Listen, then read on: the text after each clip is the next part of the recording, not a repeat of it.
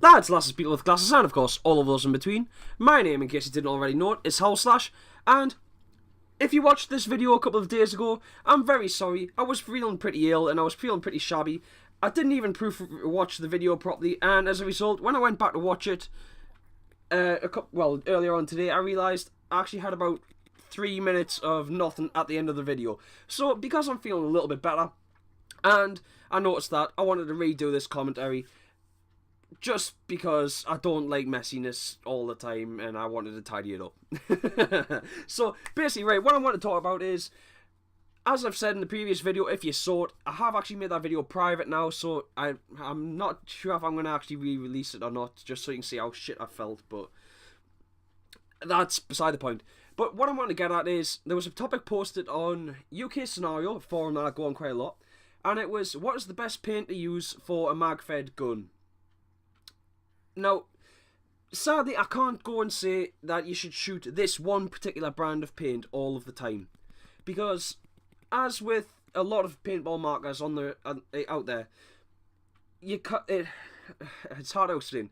Well, it's not necessarily the paintball marker itself. It's the paint isn't always going to be the exact same. What you're going to be looking for is whatever paint that you decide to shoot on the day, or whatever paint's available. If you can, have a look at what other people have bought. You know, quite often, most of the paintball community, they're quite close-knit. You can go up to somebody and stand and have a conversation with them. 9 times out of 10, they ain't going to tell you to bugger off or anything. So, go up, ask them what paint they're shooting. If they're getting it on the day, have a bit of luck. You know, ask if you can maybe snick a couple of balls, and just see what it breaks like. What you want is, you don't want a paintball that is very brittle, because what'll happen is it'll smash inside the gun. When you're loading your magazines or anything like that, you run the risk of it breaking inside the gun.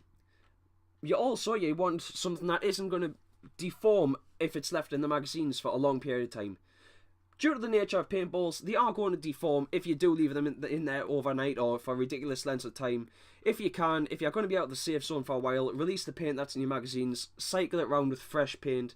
But what you're going to be looking for is something that isn't going to deform, it isn't going to go egg-shaped, because overall you want it to fly straight, but you also want to make sure that it's not going to jam inside the gun and cause any breaks or anything like that.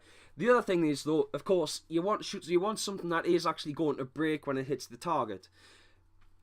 I would say for most of the time you want to be looking at possibly winter brands of paint, but be conscious of when you're actually using them. If you're using a winter brand of paint during the summer, make sure that it's still actually going to break. You don't want to be firing something that's going to be hitting people like marbles. Just have a little bit of consideration for other players. And I think that's roughly about it, really. If you've got any questions, feel free to stick them in the comments section. Like I said earlier on, I'm sorry about the video that I made the other day. I didn't even proof watch it. But like I said, I'm feeling a lot better now. And that's about it. So, if you've enjoyed this video, please, give us a thumbs up. Subscribe if you want to. I ain't going to be upset if you don't. And also check out my Facebook page. It's Howlslash Gameplay. And I've also got Twitter as well, which I'll leave a link to in the description. Thanks very much for watching, and I shall see you next time.